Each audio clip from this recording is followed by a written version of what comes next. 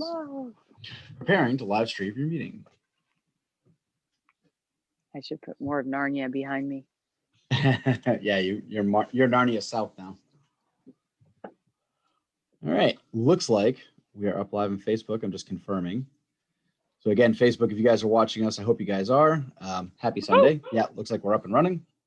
Oh, Tammy dropped us.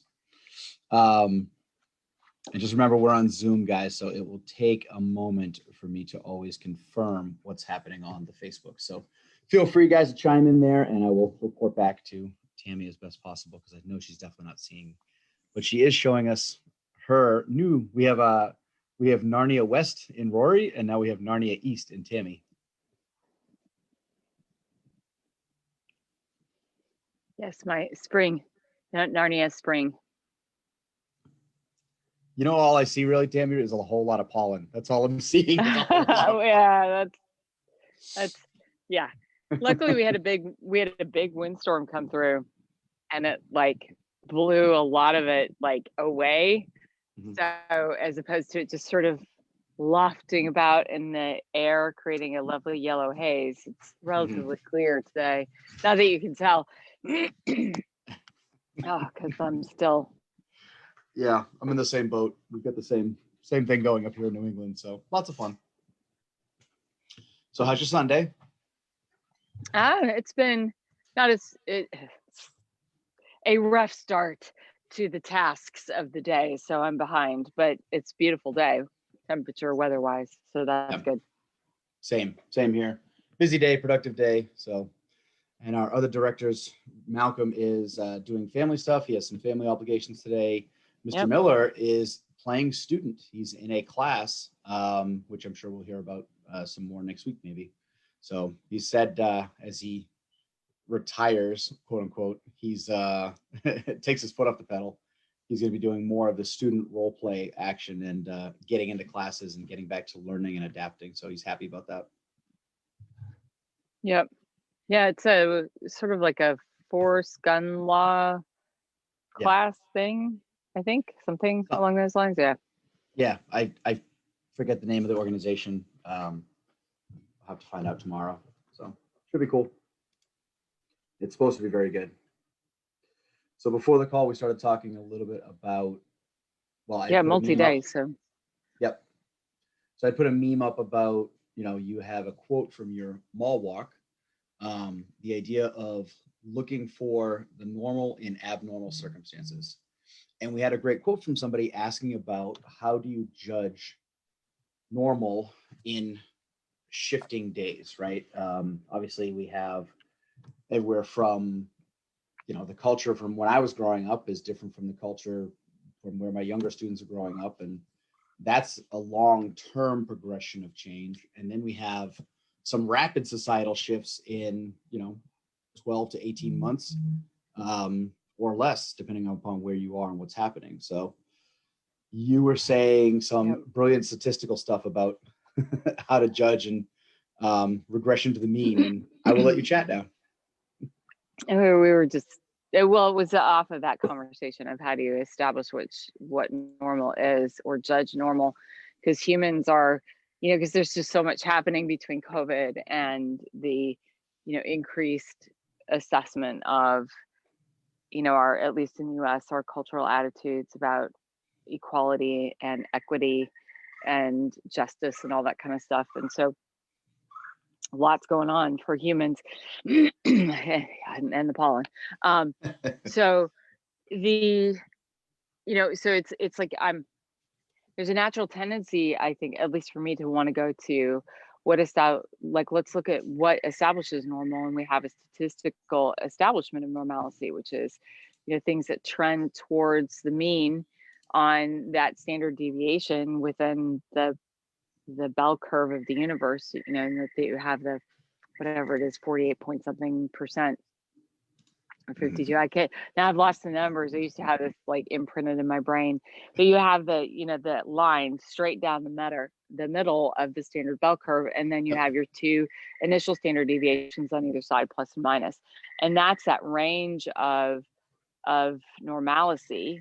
And we judge everything within those. So the numbers that trend into that cluster establish what we look at as normal, whether it's from a functional IQ standpoint or it, like, or whatever, wherever we put that. So, and then when you get, 2 standard deviations and 3 standard deviations outside that mean, then we start looking at the far reaches of the statistical reality of whatever we're looking at. So if it's looking at human behavior, then it's like way out there on the edges.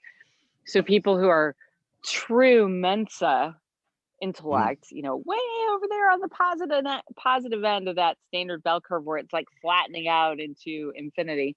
And then, the folks who are, to say something a bit sobering, I suppose, perhaps, but the human beings who are born without any functional capacity for intellect, who literally don't survive very long because they're missing functional, literally brain function that allows them to keep their heart beating and stuff like that. So we're way over on the other end of that. So, and then everything trends to the middle, and it's that middle that helps us establish what we expect is normal. And that would be a really nice way to answer the question of how do we establish normal, because it's clean, it's numerical, it's outside of our, relatively speaking, outside of our biases, given that anytime we start measuring things, our biases influence how we measure, but it probably as close as we're going to get, except it's missing. There's no ethical compass to what normal is statistically. Well, there's that, and there's, if people are talking about societal behavior, right? Well, what lens are you viewing it through? So if people are viewing through social media, you're going to get both a sounding board, because you choose the outlets with which you're going to absorb information and the friends with which you're going to interact. And to a certain extent, the algorithm does some choosing for you, because, oh, you like this thing? We're going to give you more of that, right? Yeah. So it gets very murky, or even more murky to judge, if you are, depending upon what resonance chamber you happen to be living in at any given moment in time. Yeah, 100%. And, to your point, if we look at the, 8 to 10 years in buildup in Germany prior to, Nazi Germany, fascist Germany, sort of going, hey, we'll take, let's take Austria and let's take Poland and let's invade. That didn't happen overnight. There was this very long buildup, not 18 months, not 24 months, but years of gradual, adding in different levels of oppressive rule on freedom of speech and on, what books, even to the point that they pulled books out and burned them, destroyed all the books that didn't, match the narrative. And then, of course, goes without saying, but it would be, gross oversight not to mention the profound oppression and genocide actions that were geared towards the nation of Israel or the Jewish people. And that didn't start immediately either. It wasn't like they woke up one day and said, hey, let's put yellow stars in everybody. They started by, gradually curtailing different types of things, and then what kinds of jobs you could have, and then even fewer jobs that you could hold if you were Jewish. And then where, to the point of curfews established, and then where you could live. And when the war started and they started rationing, then when you could access this grocery stores, supply chain, right, which was the end of the day versus everybody else. So, it was this gradual process. And I would presume, it's a guess, so I could be wrong here, that we could look at a statistical normative average, a mean that evolved over time, that created a shift in that, how many people inside that standard deviation on either side of the mean were at least compliant with the fascist ideology, because it was easier than going to jail and getting executed. Right. So now we have a new normal, right? That slowly over time we see what gets shifted into that. So I think it's certainly a lens of the culture and the time and the ideology and the people that we're exposed to, that we allow ourselves to be exposed to, and therefore the risk of what becomes acceptable as normal as evolved inside of vacuums, whether those vacuums are self-initiated in a sense because of the media outlets that we prescribe ourselves to, or imposed upon us because of information that is no longer allowed to be accessible. Yeah. We have an interesting comment on Facebook from Keith Webb. Forgive me reading. Normal changes depending upon circumstances. It is also terribly subjective. People who grow up in violent homes see violence as a normal function in their environment. People who are raised in stable environments see violence as an aberration. I'm sure you and I have certainly both run into lots of folks, probably you more than I because of your previous employment, but certainly in your current employment as well, who coming from both ends of the spectrum on that, in that particular Keith's case there, and how that informs a lot of people's affordances and permission levels on the mat, right, in terms of training. And then we have another one from 100%. John Till. Hey, John. Interesting. When I heard the question, I assumed it was about a rapid shift, not a gradual one. Yeah, and that's, timelines change things, right? Right, because if we look at elongated timelines, if we go back to like when I was in high school, dinosaurs and Flintstones and all that fun stuff. Yeah, late 70s, early 80s, and the idea of openly outed, people who are openly out of the closet in whatever sexuality or non-binary gender association they had, just wasn't a thing. I had a couple of friends who I knew were going through the mental Rolodex here. I had a couple of friends who were on both sides of the spectrum as far as like bisexual or maybe one non-binary kind of person, but it was not open information. It wasn't open source knowledge. Like, people around them probably knew, but nobody talked about it. And it was still something, I have to go back at the law on this, but depending on, like in the United States, each state had different rules and laws, and the South was really slow to come around.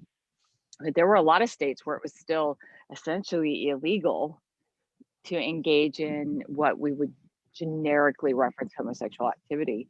Yep. Back in the late 70s, you go to jail for it, right? So now it's like nobody gives a rat's ass who you get married to and who you sleep with and how you self-identify, and like it's the normal has shifted there, but that has taken decades.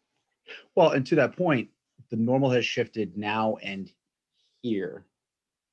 So if you get on an airplane post-COVID and you go to other places of the world, you have to step onto the ground, and then one of the things we talk about is advanced knowledge of where you're going, right? Yep. Do a little Googling, boys and girls, and find out not what the rules are per se, although the rules matter, but what's the normal operations, right? What are you walking into? What are people expected to operate like? Because you don't get to take your home rules to the other places. It doesn't. 100%.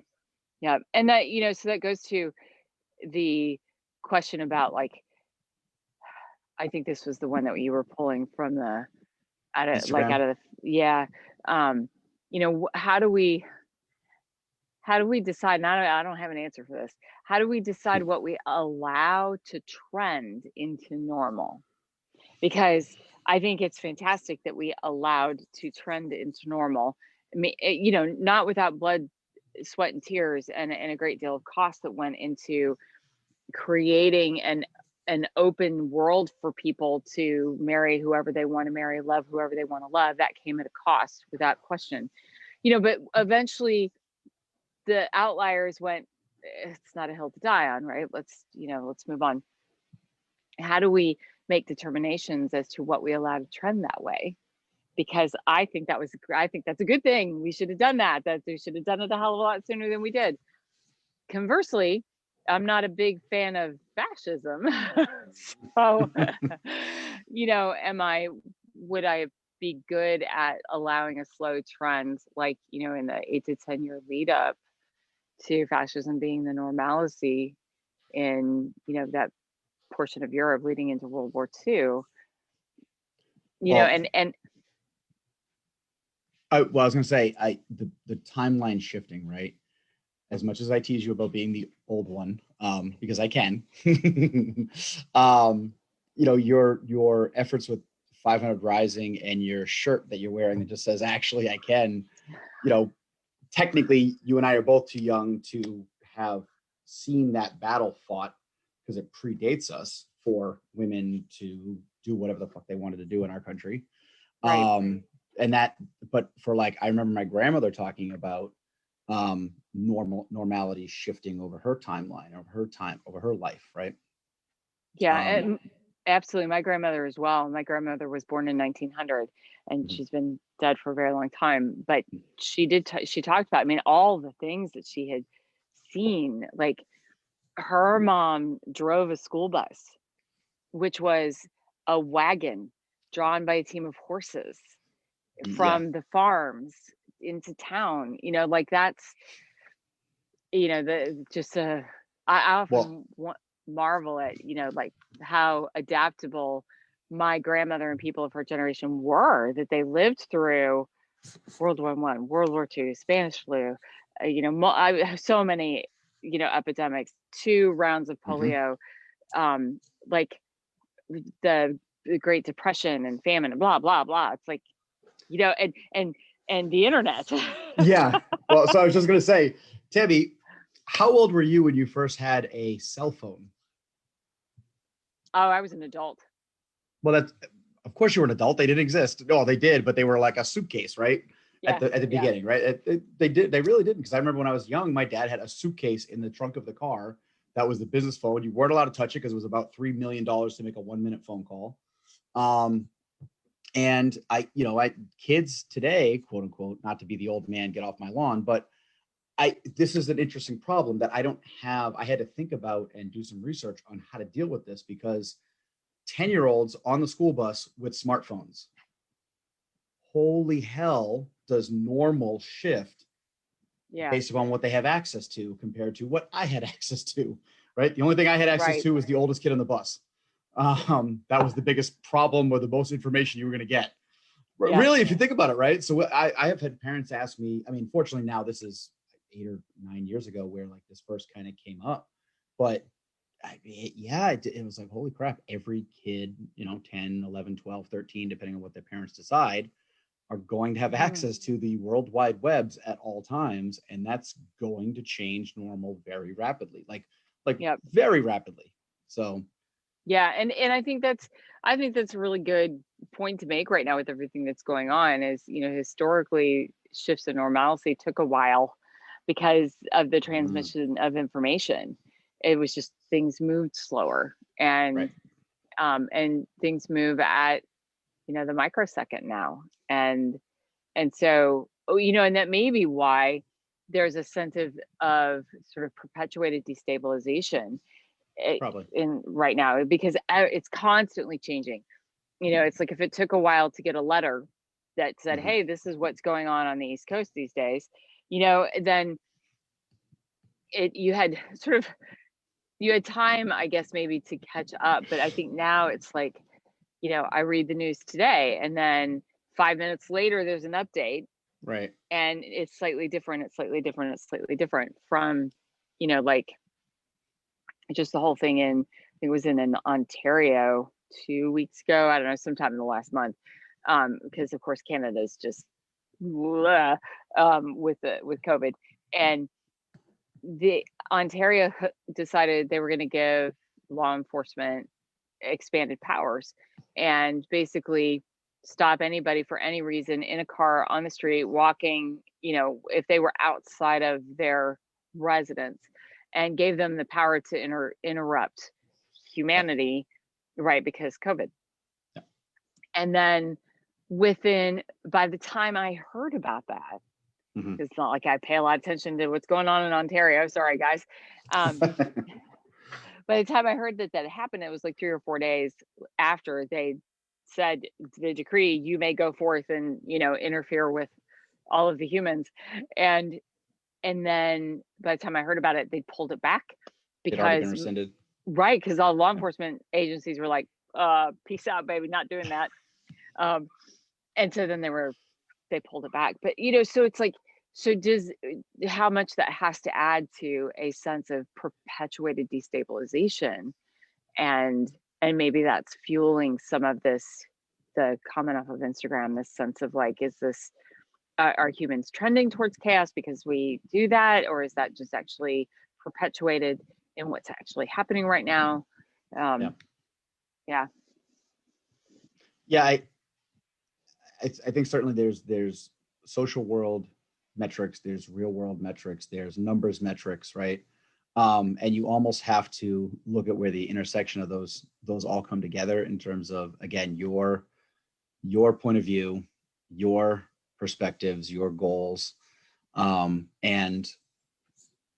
I'm sure there's some Venn diagram of like, and you have control over a lot of this stuff, right? Like, you can shut off the social media, and you can stop following X, Y, and Z, and you can choose a lot of that stuff. You can't choose you can choose your neighbors to a certain extent, but you can't choose your neighbor's point of view.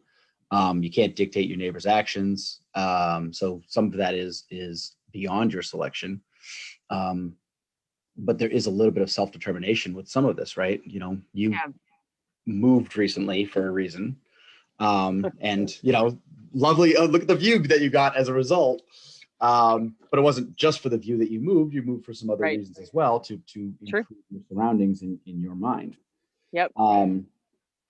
Keith said, it sounds like we're talking about social entropy. The system is descending towards chaos. I don't think so.